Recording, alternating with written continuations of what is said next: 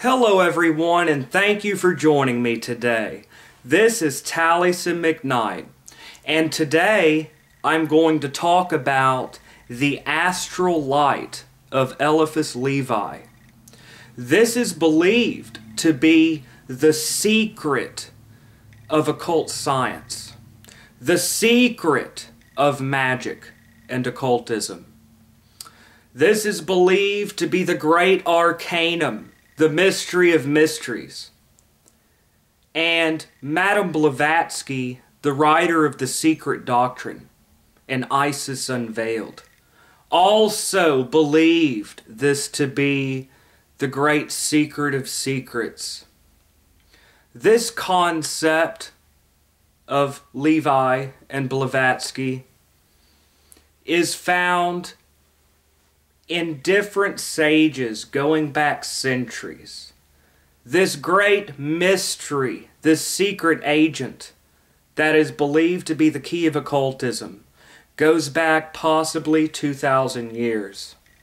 So today we are going to talk about this great mystery, the astral light, which is believed by some to be the key of occult science, which Eliphas Levi symbolized by Baphomet, or Baphomet, who was the goat of Mendes with two horns, the flame of intelligence, the Hermetic sign, one arm going up with the Latin word salve, which in Latin means to dissolve, and an arm pointing down that says coagula, to coagulate, to dissolve and to coagulate, pointing up to the moon of Chesed and downward towards the moon of Gevurah, the powers of justice and mercy, having masculine and feminine attributes. This all comes from the androgyny of the alchemist Heinrich Kunrath. So today we're going to be talking about the astral light. And in my last video, I went more over the theory. Today, we're going to be going a little deeper now into the practice of this supposed great secret that binds all things together. It is the glass of visions. It is the universal mercury, the azalt and the magnesia of the alchemists. It is the bond of sympathies that binds together celestial and sub-celestial things. It binds together. If you look at the magician card, he holds his wand up and directs energy down. This is the great Mercury. And not surprising, the magician card in the tarot is ascribed to the letter Bet, which is Bereshit in the beginning, bara, to create. The first word of the Bible, Bereshit, bara, in the beginning created, ascribed to Mercury, which also the Aleph, above and below. And so this formula is found in salve and coagula. Salve is the Latin word for dissolve. It's a solid becoming a liquid. Coagula is a liquid becoming a solid.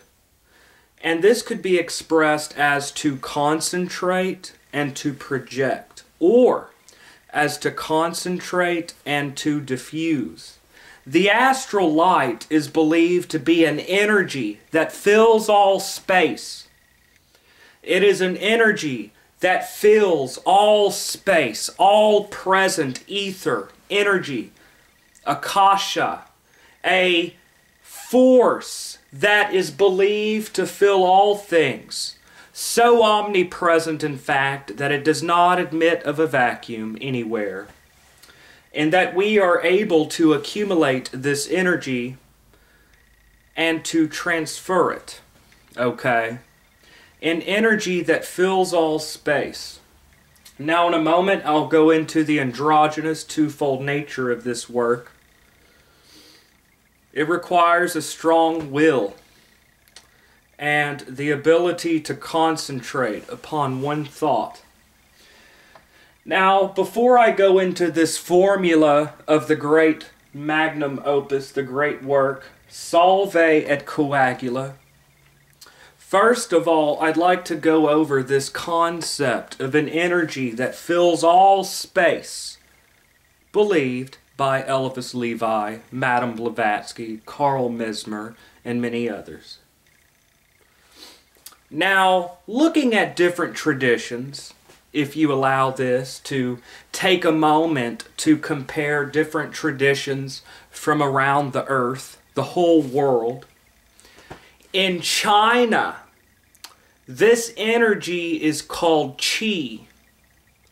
Or rather, in China, they believe in an energy that fills everything called qi.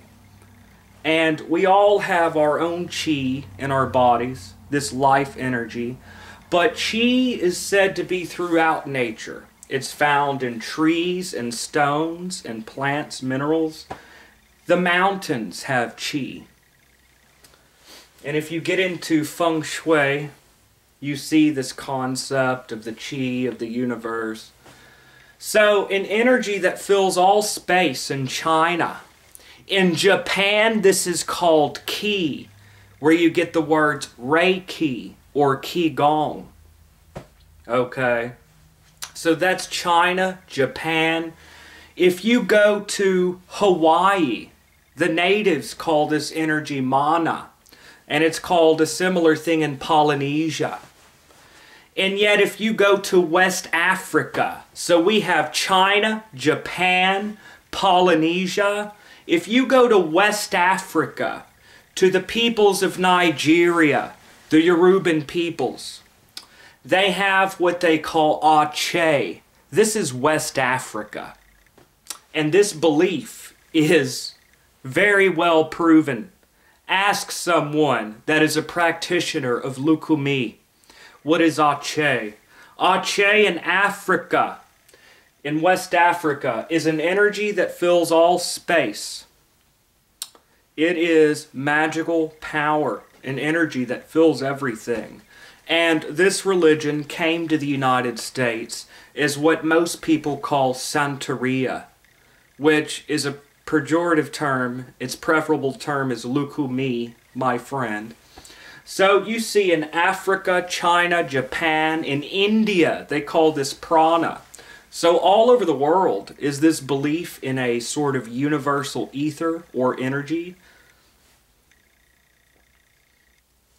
And the ancients of late antiquity in Greece and Rome called this the anima mundi, the soul of the world's soul, of which we are all a portion. There's the physical body of nature, and then there's the soul of the world that permeates all things. And in the Renaissance, Marsilio Ficino, Trithemius, Cornelius Agrippa, in his 3 books of occult philosophy, talked about the anima mundi, the world's soul, connecting celestial bodies to herbs and talismans. I'll get into that in a minute. Solve et Coagula. What does this mean? Very simple. It's to concentrate and project. So we've already established the theory that there's an energy that fills all space. Call it life force or whatever, the astral light. And that we all have an aura around our bodies, that we're able to accumulate this energy, and we're able to project this energy into objects, into things. So magic from this standpoint is merely directing your energies into a situation, or to affect an individual, to direct your energies into someone. This is a universal mercury that connects all things. It connects you as an individual, so the theory goes, to events and to people. Therefore, with magical ritual, with spells, you're able to affect people and events.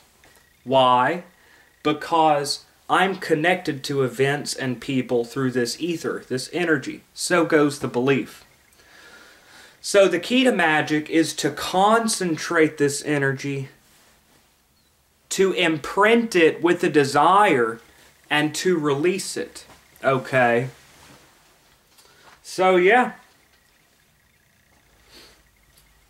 To have control is to concentrate with will upon one thing and to project this force into events, people, to fix and move, coagulate, and to dissolve.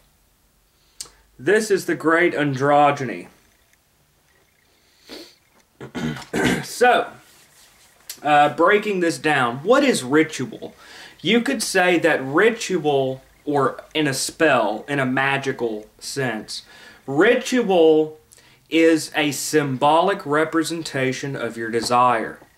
For example, to bind two people together in love, you may make a doll of each person and tie them together in red thread. That's an example. It's a ritual is a symbolic act that represents a desire. Or the cavemen are going to go hunt deer. So they make clay statues of deer and break them with their spears. This is a symbolic representation of a desire. To hurt an enemy, I'm not encouraging it, it's just an example. You make a voodoo doll, which is kind of a wrong term, but you make a doll and you stick needles in it. I'm not encouraging anything bad, it's an example. These are all symbolic actions that represent your desire. Now, how can this be effective unless you are imprinting your energy with a desire? So you're imprinting energy with a desire, building that energy up with your will and the focus of mind, and releasing that energy to go do its work. Now, in the magic system of the Golden Dawn, and in the magic of Aleister Crowley, in his Magick Book 4, Magic Theory and Practice. And as you see in Wicca, or witchcraft, the Wiccan religion, it's common to raise what they call a cone of power. So this means that you focus on your desire. You focus, let's say you're sitting down, how to induce trance and raise energy. By the way, I did make a video on this. If you look up Taliesin McKnight, trance, raise energy, you'll see this. To induce trance and raise energy, you focus on your desire. Say a new job. I want a new job. You focus, concentrate on your desire. Your concentration of your mind, your will, I want it. This is what I want. Your focus is imprinting your energy with your goal. And then you may sway back and forth, or you may say a chant. And you repeat the chant, such as new job. You can just say new job. And you sway back and forth very slowly. And you focus on your goal. You will it. You want it. And then you sway faster. New job. You focus. You want the new job. As you go faster and you focus your desire, you're building up energy. And when you get to a peak, you release your energy. And then you forget about it. That's an example of to concentrate and release. That's why it's good when you cast a spell or do magic or ritual to forget about it afterwards. Okay? So that's an example. Focus on your desire with one pointedness. And you raise energy, focus on your desire. You're imprinting your energy with that goal. With the force of will and concentrated thought. And that is why the ability to concentrate thought and a powerful will are central to practical occultism. Now, another method is called the cone of power. Instead of sitting and swaying back and forth, building and focusing, you may repeat a chant, and once you get to your high point, you release. A lot like sex, really. which this is applied sometimes to the sex act. Notice, to dissolve and to coagulate. The image of Baphomet is masculine feminine. Just like sex, you build, and then you get to that point and you have an orgasm. I'm just saying, kind of goes into this whole, thing. So anyways, going into the cone of power thing. Okay, so you focus on your goal and you walk around in a circle and you repeat a chant. You begin slowly and you repeat your chant and you go faster and faster. At a certain point, focusing your whole will on your desire. At a certain point of going in a circle and focusing and repeating a chant over and over, it creates a sort of trance state or a hypnotic state. Sort of like the dances that you see in voodoo, different religions. Not the same, but I'm saying you go into a trance with going faster in the dancing, or just moving around, focusing your thought. You go into a point to where you get this sort of ecstatic trance. And that's your peak, and you release the energy. You build up and you release, okay? So that is coagula, to concentrate, and solve, to dissolve, to focus and release energy. And this is how magic is working with energy. So let's go on into some other things. When you do a candle spell, what you're doing is you take, say, a red candle for a love spell. You may take a red candle, okay? Red is a symbol of love or sexuality. You may take a needle and write your desire around. You focus on your goal and you write your desire around and around and around, like a barber's pole. Okay, this candle represents your desire. You write your desire, you focus on your desire, or you may carve symbols representing your goal into the candle. You hold that candle, you pray over it, you focus on your goal, you push that desire, that energy into the candle.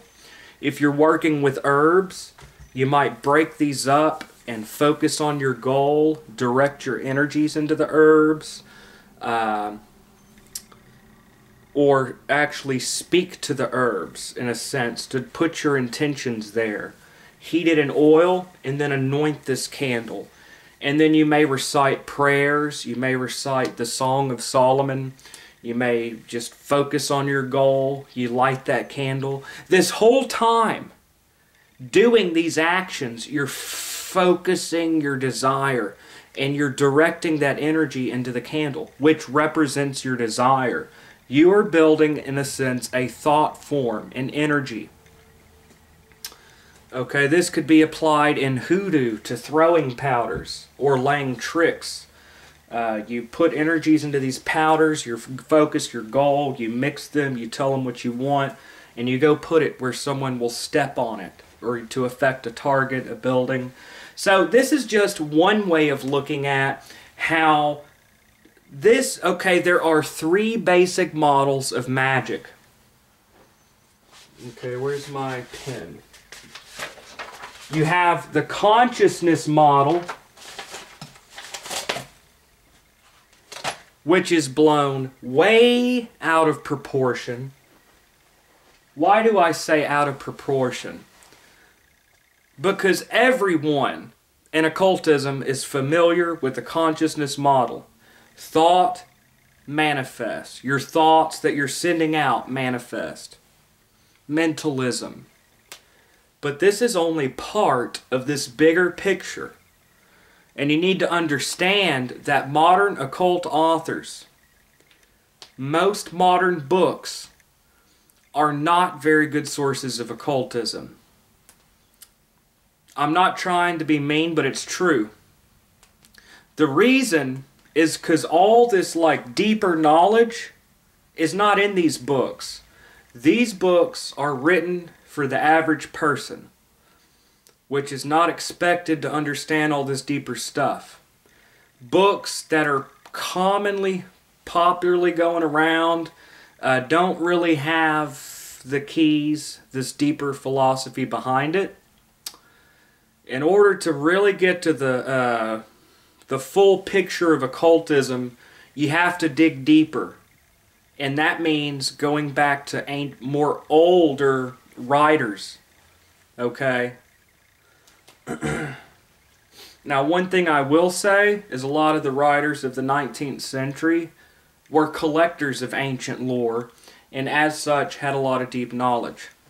But a lot of the stuff being published right now is not very good sources. But anyways, so the first model that everyone's familiar with is mentalism, consciousness model. The consciousness model of Magick is the law of attraction. Thoughts are things and thoughts manifest. Okay. So positive thinking type of thing. Today we're talking about the energy model. Okay. Mentalism is what activates the energy model. So people that just focus on the consciousness model, they're still working it, but they're not, or this is the occult theory. I'm not saying it's true or not. Make up your own decision. Think for yourself. The energy model is that you're working with energy and imprinting it with thought. It's the energy model.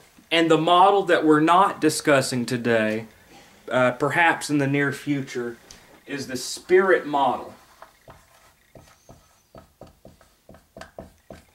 The consciousness model, the energy model, and the spirit models of Magick. And different forms of occultism emphasize one more than the others.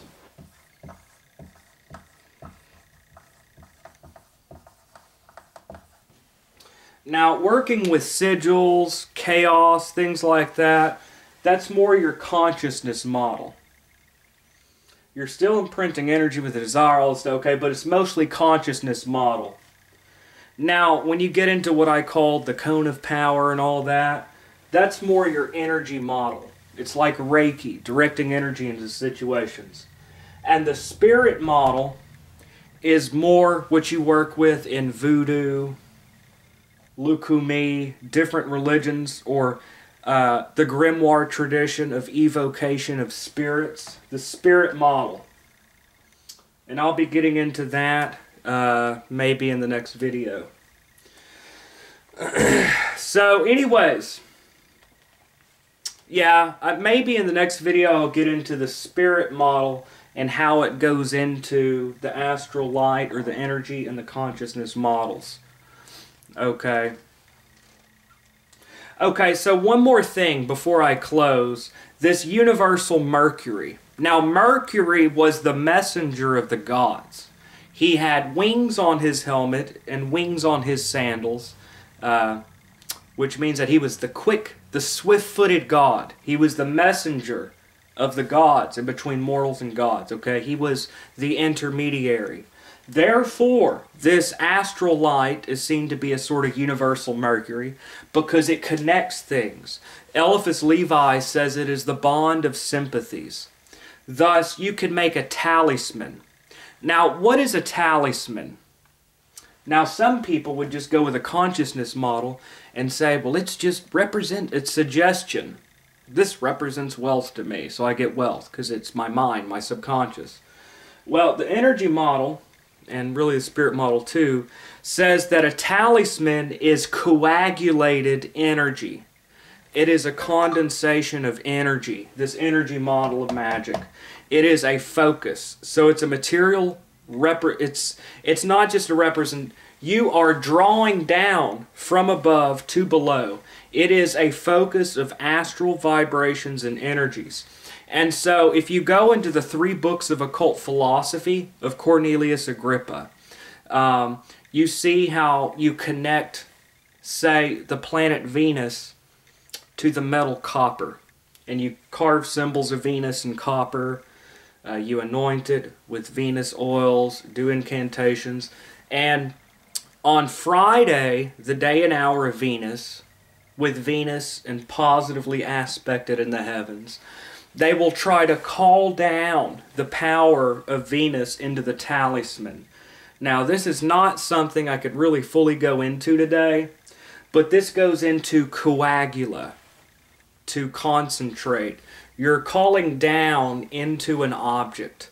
And the Asclepius is a Hermetic text, dates back around 2,000 years ago, that talks about how the Egyptians called down the gods into their statues to animate them. It's a Hermetic text, part of your Hermetica literature. And what is evocation? Spirit evocation of the grimoires, the Key of Solomon, the Goetia. You are trying to coagulate, you're trying to evoke spirits. Which again, today, everyone thinks spirits are just parts of our psyche. Which, whether it is or not, with this energy model, even if they are just thought forms, they still exist objectively. But anyways, okay, that's going all over the place. Basically, the astral light is believed to be an energy that fills all space. And how this works in magic is working with energy, directing energies into a situation. To direct energies to affect people and events. And that this energy connects events, people, all things, binds them together, the bond of sympathies. So, working a candle spell, working with dolls, throwing powders, whatever you're doing, you are concentrating your desire into this imprinting energy, building it up and releasing it. So that's going into the practical forms of the astral light. Now, before I close, sirs and madams, I would like to make a quick, brief announcement. I am now uploading a new video, or published, every Saturday morning. There will be more videos coming out every single Saturday morning at 9 a.m. Central Time, which is 10 a.m., 10 in the morning, Eastern Time. I can't go over the whole world, but which I think Pacific Time is 7 a.m., I'm not sure. But Central Time, my time in Texas, 9 a.m. every Saturday morning. So you know to expect every single Saturday morning there will be a new lesson on magic and occultism on YouTube or whatever website. Every Saturday morning new videos will come out. So you know to expect that every Saturday. This video is going up Saturday. So if you miss it on Saturday, say it's Sunday. You can go, oh yeah, I forgot, he made a video. It's there, it'll be there. So new stuff will be out every week. So that's just my brief announcement. So this is my brief talk. And these are called models. I don't know why. Because consciousness, energy, spirit, these all go in together as parts of this puzzle that makes up occult theory. And I'm not saying that this is true or not. Think for yourself. I'm just saying, which I know you are anyways, I'm just saying, this is the theory, predominant theory, in 3 parts. So these, even though they're called models, they're all part of one model or theory. Consciousness, energy, and spirit. And the astral light focuses on the energy model and imprinting it and working with energy. So anyways, or in psychic abilities, drawing energies and drawing information. So anyways, thank you for joining me. Once again, this is Taliesin McKnight. Have a great day, y'all. See y'all next time, Saturday morning.